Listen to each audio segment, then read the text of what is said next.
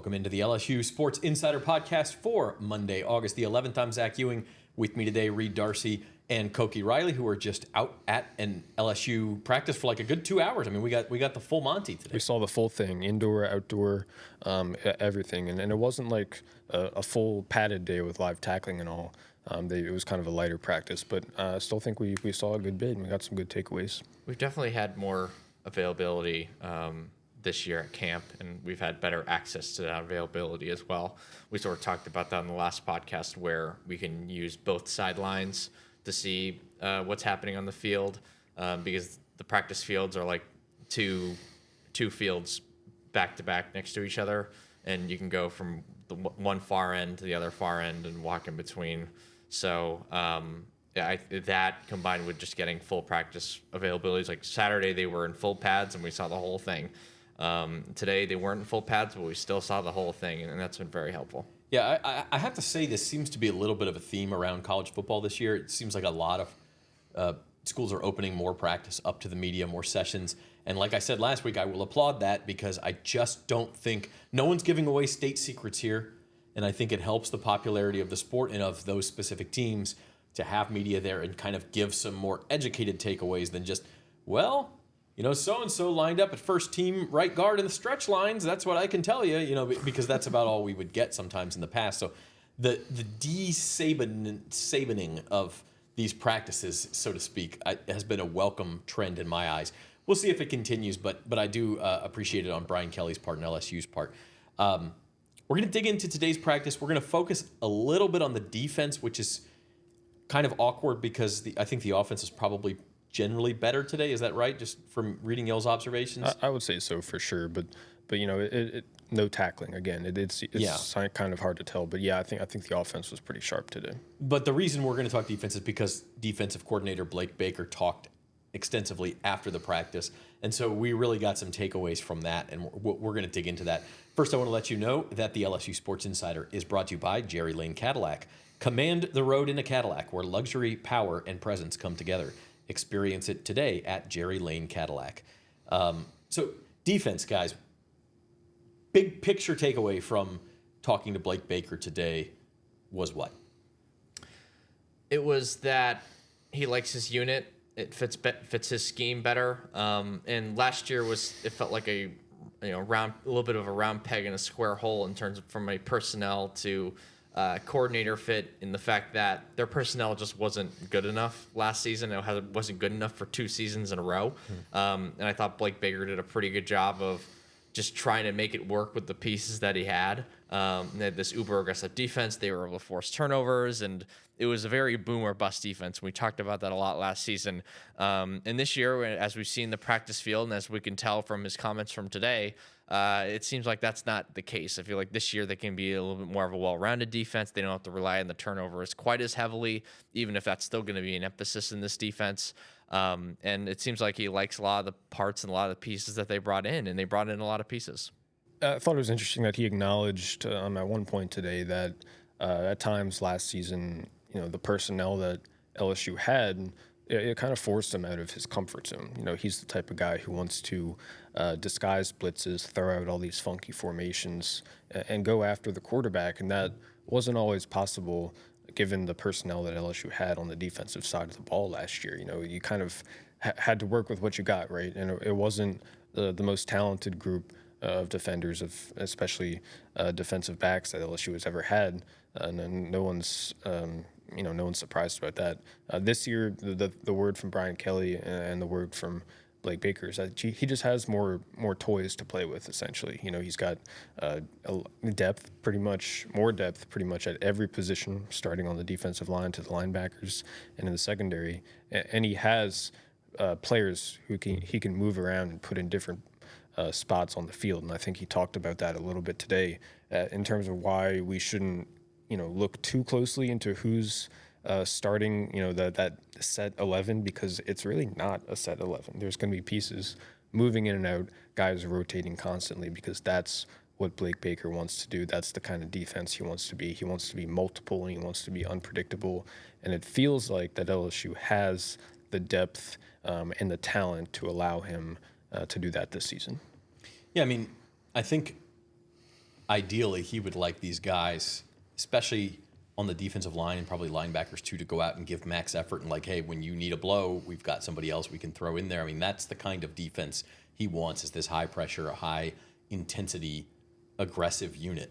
And at times we saw that last year, but as you guys say, there's just going to be more weapons, assuming that everybody stays healthy. And on both of those notes, one of his toys that you guys talk about is Harold Perkins, who's healthy. And I think Koki, like Blake Baker, was pretty complimentary of Perkins today. Not that he's going to badmouth anybody, but like I was a little bit like, wow, he's really excited about what Perk could do this year. Yeah, and he asked him what position he wanted to play, and Harold said wherever, and then Blake was like, no, tell me what position you want to play, and he said he thinks he's best off at the star position, and that's what he's been playing so far during camp, and he's looked really good, making plays off the ball, showing his athleticism. He doesn't look like someone who's coming off of a torn ACL at the moment, at least. And it's hard not to be at least somewhat optimistic about what we're going to see from him this season, and what his role is going to look like in this defense when he has more talent around him as well. And that was notable because we've spent the last 3 years trying to figure out what is Harold Perkins' best position. Does LSU want him at a certain position and Harold wants to be at a different position? Like, what does Harold Perkins even want himself? So I don't think we ever really got a definitive answer, a clear answer, until what Blake Baker said today. Harold Perkins is always going to say, the obvious answer of I'll do whatever my team and my coaches need from me. But I thought it was a nice little insight to get from him that Harold thinks he's best in that star position where he can drop into coverage and blitz and be a linebacker at the second level. Really allows him to play in space and really use his speed and athleticism to his advantage. So that's one of the ways that Blake Baker can, just use that multiplicity he wants to have, where he can put Harold wherever he wants and confuse offenses with different looks like that. And he's looked really good in space and coverage, and he's been lined up against a lot of tight ends in these one-on-one drills, and he's done a really good job of keeping up. And you haven't really seen he doesn't look a step slow at all on the field, especially when he's out there in space having to really use his knee and be explosive, right? And I haven't really seen any issues with that whatsoever. And the other thing I want to point out, Zach, before we move off of this, is that Blake Baker said that he acknowledged that LSU didn't really do a good job of defending mobile quarterbacks last year, obviously, right? And he said that they're doing some things different schematically to put the defenders in better positions to stop those mobile quarterbacks. Now, I'm not sure if we've seen that or if we've had an opportunity to. I guess we can start looking, but that's one thing that was interesting, and I thought we can look for once the games start, because that's obviously one area in which the defense really needs to improve. And according to Blake Baker, it sounds like they are trying to do something different there. Yeah, and I think a lot of the issues last year was also, again, because of talent, personnel, right? And personnel, and just guys not coming in at the right angles, guys not having necessarily the speed and the strength to catch up with a Jalen Milroe on the run. And I think this year, at least in theory, you have those guys, right? And you have a healthy Harold Perkins, and you have Whit Weeks with another year of experience, and you have safeties who are going to do a better job of being instinctual and coming in at the right tackle angles, and reading those plays, reading those pulling guards, reading those those read option reads, and they're just better fit from a personnel standpoint to deal with all this. Yeah, and I think it's one big takeaway from this discussion for me is that, like, the best Harold Perkins for LSU is where Harold Perkins feels the best, right? And because absolutely, that is going to increase the productivity from that spot, and then you go figure everything else around. Because if he's your best defensive player, one of your best defensive players, you want him where he's going to make an impact, like he did his freshman year. That's what this defense needs. The other area, and it's funny, we were talking about, briefly what we were going to discuss on this episode, and Koki, you immediately said the safeties, and I respect your opinion, and so I want you to talk about, even though I don't respect your opinion about Banana Ball, but about this I do. So what about the safeties stuck out to you? Well, when it comes to the safeties, I think AJ Halsey and Tamarcus Cooley are kind of slowly cementing themselves as the two starters at that spot. They've been rotating at that spot in these 11-on-11 full scrimmages between the ones quite a bit. But in this practice, they didn't at all.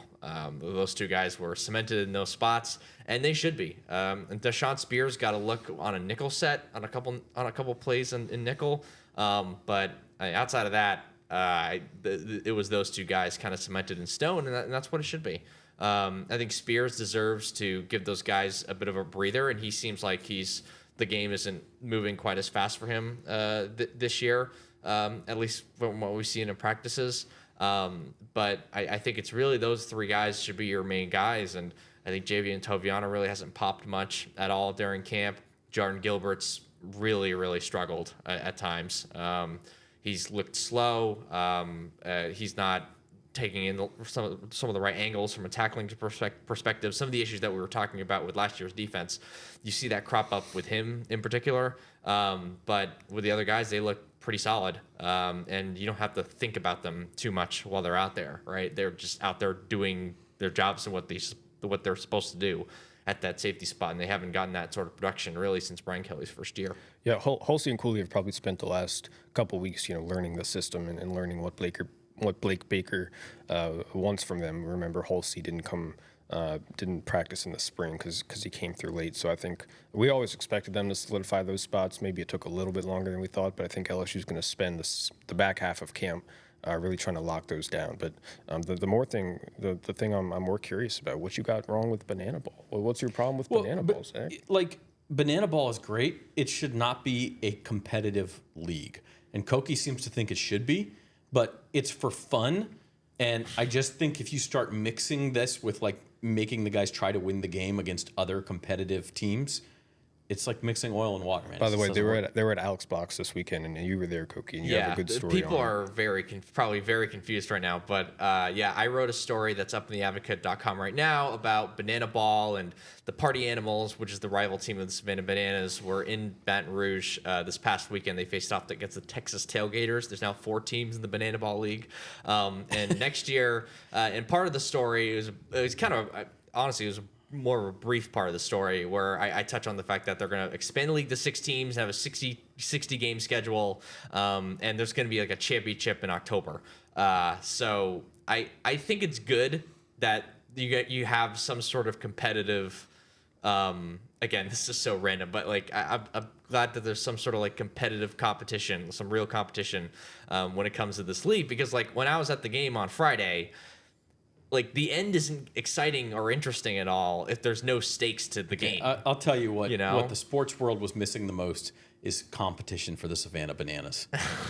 So one of two things are going to happen: either the viewership of this podcast is going to go like this at this point, or your story at theadvocate.com/sports is going to get a lot of hits from people trying to figure out what the hell it is we're talking about right now. So I guess I'll roll the dice and take that chance. But check out Koki's story.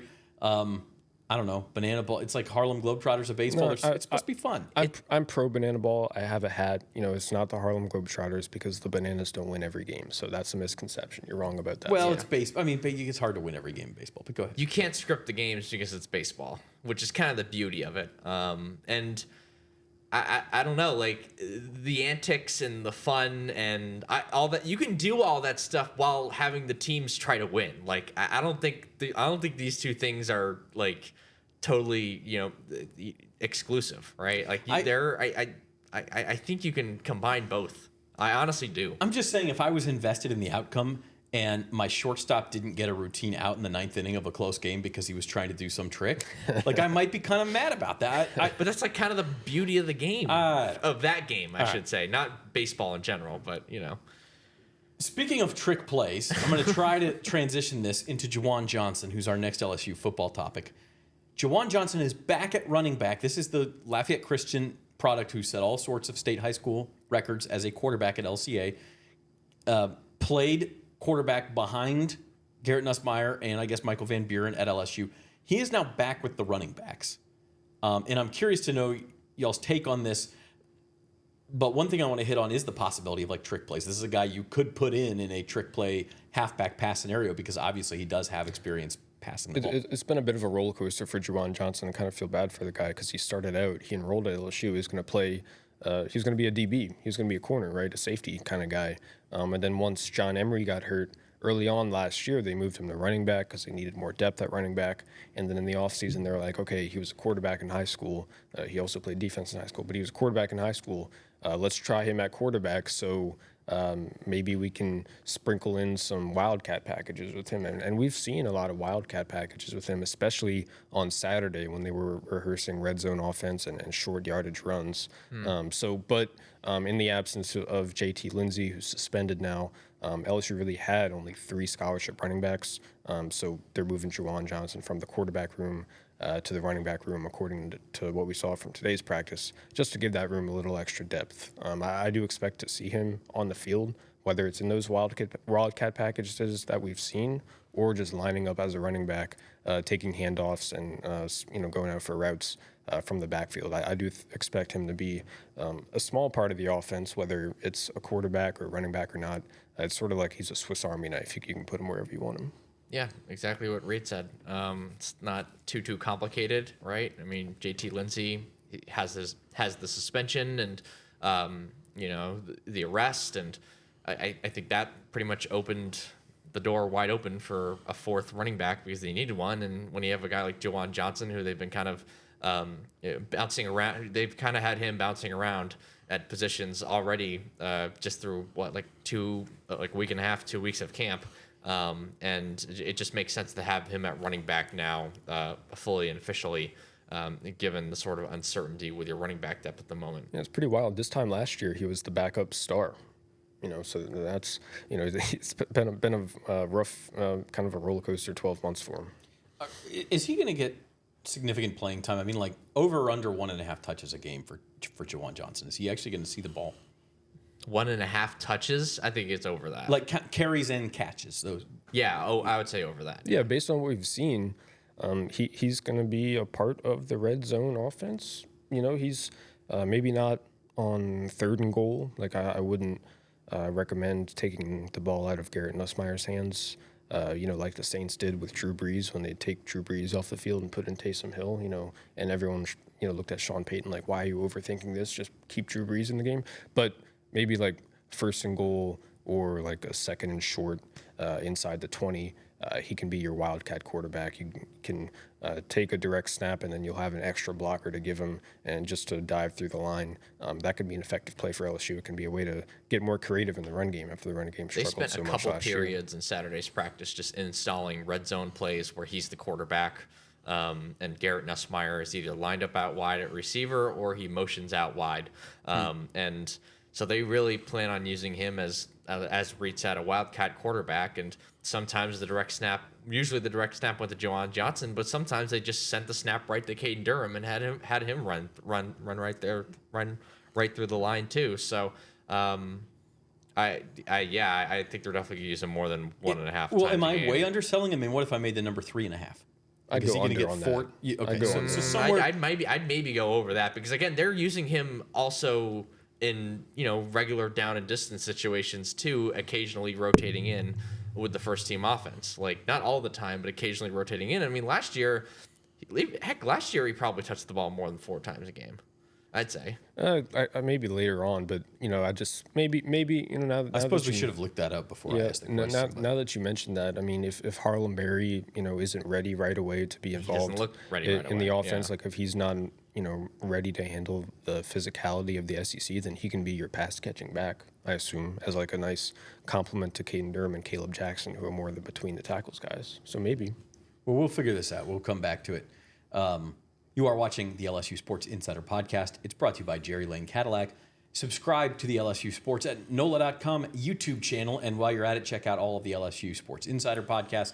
Also get practice highlights, get some interviews in there. And you can hit the like button and subscribe to the channel. Sign up for notifications anytime we have a new show. We're going to take a quick break. And when we come back, we'll do the injury report. And then just kind of do like a midway point check on this LSU preseason camp right after this. I think the biggest thing that separates us is our people. We have a really amazing staff that really care about their customers, really care about our product. At Jerry Lane Cadillac, we value trust and transparency above all else. We have a little bit of something for everyone, so whether it be the 2025 Escalade, any of the smaller crossover vehicles, the XT4, 5, and 6, we've also got a wide variety of new EVs, including the 2025 electric Escalade IQ. I think the product lineup right now is the best that it's ever been in Cadillac. You know how far I've gone, now I'm home again.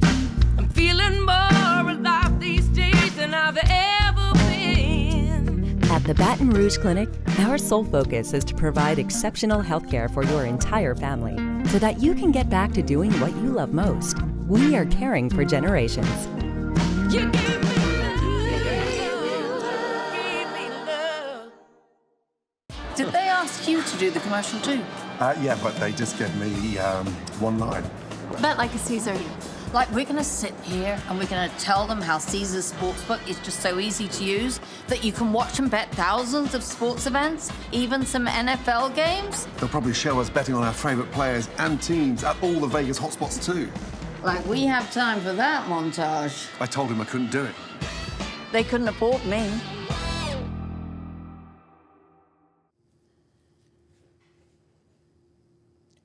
Welcome back to the LSU Sports Insider Podcast. It's Monday, August 11th.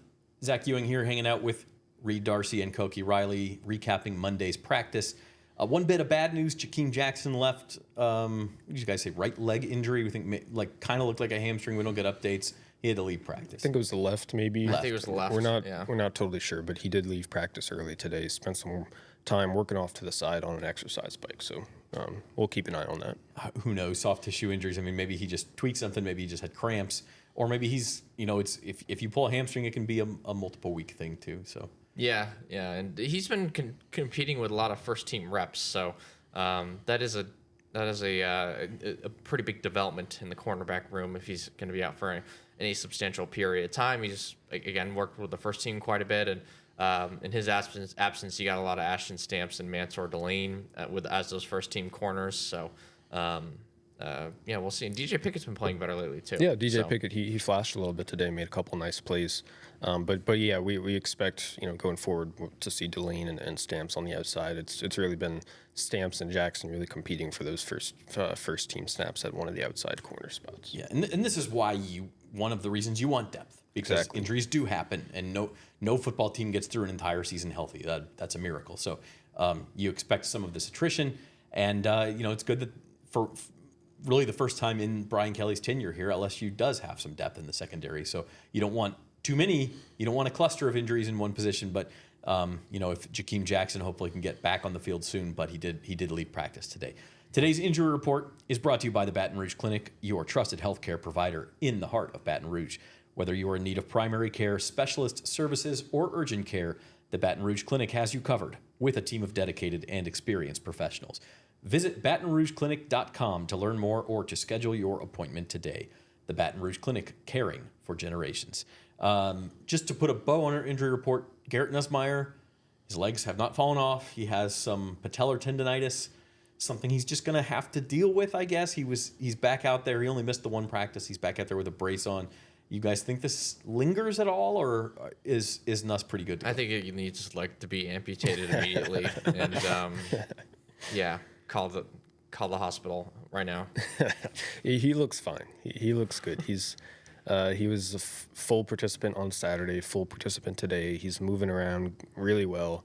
I think he's all right. I think that was crisis averted for LSU and LSU fans. I think he's okay. One sort of theme coming into this year was, they're going to let Nussmeier run the ball more. Is that still on the table? Yeah. He scrambled a couple times today. Yeah, he was a little ginger running back from his scramble on Saturday, though, which is a little scary. But he did run today and looked a little bit healthier. So I'm not sure how many designed runs we're going to get, but it's a no, run we're not going to get necessary. any. Yeah. But the scrambles, they're going to need it. So I think it's better for him to not be in pain when he's doing that. I don't think this injury is not going to keep him from the field. Don't like that. No, don't see it as that. If there's any concern with it whatsoever, it's how mobile he's going to be running around out there and how he's going to recover after scrambling for 10 yards on a random 2nd and 10. But we will keep an eye on it when the season starts because there's always a chance that it flares up, and it could affect him some kind or of way. someone hits it the wrong way, or a something. pain tolerance thing, and does it affect the way you throw? And all these things could crop up. So, but for now, he's fine. He's out there. He's QB1. He will be QB1. So I think we can kind of tie a bow on that situation. So I wanted to kind of end today with maybe, and Wilson and Rab will be here on Thursday, and maybe we'll do a full show on this. It's kind of the midway point of training camp. We're 21 total practices. We're now through 10 of them. So this week is like the midway point. And I want some big picture takeaways. One thing, though, today, but before we launch into that, is the AP Top 25 came out. And we have one of the, how many voters are there? 166. Oh, just 60. Okay. One of the 66 voters. You're even more elite than I thought. Koki Riley sitting I've always here. been elite, but now I'm even more Except elite. for your banana ball opinions, you are elite. You are one of the voters. You are one of the 4 voters who put LSU's Week 1 opponent Clemson at number 1. You also had LSU in the top 5. If you want to know Koki's full ballot and his rationale, you can read that column at theadvocate.com/LSU. But this is the 3rd year you've done this now? 2nd year. So just 2nd year. Was it more or less difficult than last year's preseason to rank these teams? From last year, I'd say it was probably a little bit more difficult at the top, at the very least. Not as many returning QBs around the country. Yeah, once you get to the middle and the end, it's going to be roughly the same difficulty. I mean, last year was maybe a little bit deeper in terms of who I was considering for 25. This year, it was more like pulling hairs to try to find the 24th, 25th, and 23rd teams, right? But that's a good question. I haven't thought about that at all. But the top was harder because last year, Ohio State had the best roster, and it wasn't that close. This year, it's like Clemson, Texas, Penn State are all kind of in this cluster, top tier of 3, I'd say. I'd tier all the 3 of those teams at the top, and then everybody else, from 4 to maybe 9, is about the same. All those teams are roughly the same. How you order them, I don't have a huge preference. And you had LSU 4th? I had LSU the top team of all those teams. Yeah, and that may be the highest. I haven't looked at everybody's bet. They do have the AP has a grid of how everybody voted, and you can look and see. I think that's the peak for LSU. I think maybe there was one other guy who voted them 4th. Maybe. But I haven't checked what everyone else did. They checked in at 9th in the overall poll, okay? But the interesting thing to me was if you look at the points, there's a pretty big gap between them and Miami, who's number 10. So I think pretty clearly people say, and again, the preseason polls, take it with a grain of salt. They end up not mattering all that much. But to me, what this means is, the expectation is this is a playoff team. They are a top 10 team quite easily if you look at the gap in points between them and Miami. And the expectation is they're playing in the college football playoff in December. That's the expectation nationally, as as was laid out in the poll, and it's the expectation locally, not only in the fan base but in the building. LSU wants to be in the playoffs. It needs to be in the playoff. It's invested. And it doesn't have any more excuses now. I think Brian Kelly has made that clear. And everything sort of boils down to that. Rab always talks about how the expanded playoff now, 12 teams, is going to be pass-fail. And last year, I guess you could say that LSU failed because it was outside the 12-team field. It really wasn't close by the end of it. So right now, the world, the consensus is that LSU has the talent to be a playoff team, right? So that's the expectation, and it's up to LSU and Brian Kelly to meet that expectation. It's going to be tough because the schedule is not easy at all. Nope, not at all. A lot of ranked teams on the schedule. Koki has Clemson number 1, right? So start right there. So Koki's number 1 team in the country. On the road, week 1. And Koki. We all know this. Koki, you put too much thought into these polls. You overthink it, if anything. So Try not to do that too much this time around. Clemson is number 4. Is that right in the poll? Which I don't understand at all. This is Ohio State's number 3. Texas and Penn State I are don't 1 understand 2. that much. And Ohio either, State is getting the sort of a bump from being the reigning champion. Yeah. That's what that is. But I think if you look at their roster, they are probably a step further back than that. We'll see. I mean, they're not going to lose a lot of games either way, so they'll probably stay up there for a while. But LSU's at the bottom of that second tier, you would say. If the drop off happens at 10 or 11, then if LSU's at 9, then it's kind of in the Yeah, back if you look end at of the that. points, there's a drop off between 2 and 3, and then there's a drop off between 9 and 10, and really 3 through 9 are pretty close there. I will say with Clemson, number 4, it is officially the first time LSU has ever opened in a true road game against a top 10 opponent. So we can say that for sure now. It'll be number 4 Clemson against number 9 LSU on August 30th at the other Death Valley. So as we continue our countdown to that point, LSU's about halfway through camp. What are your takeaways? Before camp, we said quarterback strength, think the defensive depth will be improved, curious to see all the newcomers, how they fit in, and we're worried about that offensive line. Are those still kind of where you're at? Has your opinion changed on any of those things? What are your big picture takeaways here at the midpoint of camp? You go first. Yeah, I don't think my opinions have changed too much on all those fronts. I think the offensive line showed a couple more signs of, I wouldn't say competence, but like of promise the last couple of days. But it's not enough to like really change my mind on things. I mean, I think maybe one thing that you can maybe point to with the defense is the fact that can they get pressure with 4? We know they can get pressure with more than 4, given how good Blake Baker is at designing these blitzes. Now he has more talent to do it with. But I mean, if they're not sending Harold Perkins off the edge on every play, and they're not going to do that, and nor should they, who's going to get into that backfield consistently with their hand in the dirt, right? Is it Patrick Payton? But he's kind of going in and out with the first team. Is it Bernard Goodman? Who is the guy who's going to win those one-on-ones consistently and force the offensive line to adjust to them? I think that was a question maybe heading into last season as well, but you had Kevin Peoples really unlock the potential of Braden Swinson, and you had Savion Jones on the other side, and those are 2 veteran guys who are coming back. But this year, it's mostly transfers. It's guys whose specialty is defending the run. They have a couple, potential aces up their sleeve, I guess, with maybe Kalash Cobbins, who's rotated in with the ones a little bit as a pure edge rusher on 3rd down situations. But in those situations, if they're not getting the quarterback on those situations, 3rd and 10, that's a big problem. That's an even bigger problem.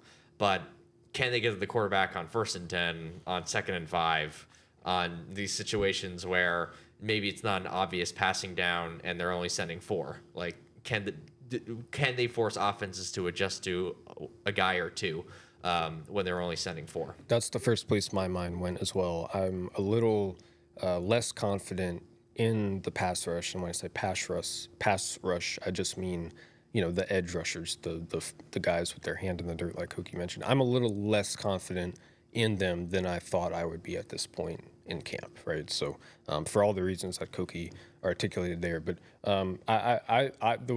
where I want to go is with the receivers. I've just been blown away by the depth and talent in that room. I'm more confident in that group than I thought I would be at this point in the season. There's just so many guys, right? And Brian Kelly said that at the start of camp. He says that there are 8 starting caliber receivers in that group, and I kind of rolled my eyes. I'm like, okay, yeah, sure, 8 starting receivers, whatever. But I think he wasn't exaggerating. If you include Trades Green and Bauer Sharp, who have both looked really, really good, LSU has lots and lots and lots of weapons, and they've been rotating in and out. With the first team, with the second team, we've seen all kinds of guys with the first team offense, and Garrett Nussmeier is really spreading the ball around. It's not just going to one guy or 2 guys. I don't think that there's a Malik Neighbors or a Brian Thomas on this team in terms of guys that are going to be first-round picks, but there are 6 to 8, starting caliber SEC wide receivers. A lot of that is because Kyle Parker has looked good and healthy, and Destin Hill has flashed at moments, and Nick Anderson is back and healthy, and he looks good and smooth. Aaron Anderson is back, and Chris Hilton is healthy, and I'm forgetting somebody. Barry Brown made the play of the day today. He keeps making plays. Xavion Thomas is back. Xavion Thomas, you can just go on and on and on. And who would be the 8th guy? Who have we not mentioned? It's just like there's so many names that I can't really. It felt like you named 8, but I wasn't counting. I counted 7. I mean, and a lot of times you'd be like, oh, all these guys have been, not all of them, a lot of them have been banged up. Aaron Anderson and Nick Anderson have both been banged up, and like Chris Hilton has had injury problems throughout his career. okay, fine. We got 3 other guys who can come in. Like that's a good position to have some of those risks. Also think you have the right quarterback for, again, is there a Malik Neighbors who you can just zone in on every play? No, probably not. But Garrett Nussmeier is going to make those reads. He's going to find the guy who's open if he gets enough time. Yes, and if this guy ever sees the field, it's going to be either a huge surprise or a big problem. But Teron Francis, who's the freshman from Edna Carr, he has made a couple really, really impressive catches. Is he the 8th? He might be. Maybe You know, he's He's really physical. He's already physically capable of beating SEC corners, you know, and winning contested catches over them. And he's a freshman 10 days into his first preseason camp, so he's looked impressive as well. I think his nickname is Manchild, Yes. Teron Manchild Francis, and I definitely see how he got that nickname. Yeah, and they could use some physicality in that receiver room because it's a lot of smaller guys with a lot of speed. And if the one concern you'd have with that room is that they're just not very big, that's why Nick Anderson is so important. He's the one guy who's above 6'1", who can make a contested catch and beat press man coverage against the best of them. And to have that asset is definitely something that this team needs. And then one of the reasons why I'm more bullish on the secondary too is that, like, granted, they're not winning most of these one-on-one matchups, and they're at a major disadvantage when they're doing that one-on-one drill anyway. But they're a lot more competitive than they have been the last 2 years. Mansour Delane is a rock. Jakeem Jackson has looked pretty solid when he's been out there. Ashton Stamps has definitely improved this season just in terms of his competitiveness in those situations. He looks bigger too, Stamps. Yes, he looks a little bit bigger as well. So PJ Woodland. Yeah, PJ Woodland has made some plays. He has been perfect. He's been a little bit more up and down, but he's still like the 4th corner on this team, so it's okay if he's not perfect out there. DJ Pickett has looked better as camp has gone along steadily. As you would expect. Yes, yeah. It was a rough start for him, but he's looked a little bit better. I think he made a really nice play at the end of Saturday's practice, and then today had probably one of the steadiest, most consistent days that he's had so far in an LSU uniform. So that secondary, it's definitely much more deeper, much more talented than they've had in recent years. For sure. I mean, look, preseason training camp is the time for optimism. Like, everybody is kind of, if you squint hard enough, you can see this and this and this, and this team might really be something. But I think there's a lot to be optimistic about with this roster, just objectively speaking. Well, 2 years ago in 2023, one of LSU's starting corners was Ashton Stamps in preseason camp, and at the time, he was a freshman, 3-star recruit. You know, one of the last guys that LSU offered and signed. How'd that defense turn out? Really? Yeah. So I think, it's light years better than it was 2 years ago. I think the 2025 version of Ashton Stamps is probably 7 deep on the depth chart. And he'd be the right best on this team. The third-year version of Ashton Stamps would be by far the best player in that 2023 secondary. Yes. And now he's kind of buried on the depth chart a little bit. Yeah. So, I mean, that just goes to show, or not buried, but he's not the best player in the secondary anyway. So that does, I think, illustrate exactly what we're looking at here, and the reason that it may be a time for optimism. And now that doesn't mean LSU's going to go beat Clemson. I mean, that's the hard part about this, is they're going to go out and get a severe test right away, and if they lose, that doesn't mean that all is lost. But if they win, then maybe all this is justified. So we will check in Thursday. Scott and Wilson will be here. We'll kind of ask them for their mid-camp takeaways and observations, and we will go from there. We're just 2.5 weeks away from LSU at Clemson. So here on the LSU Sports Insider Podcast, we will see you next time.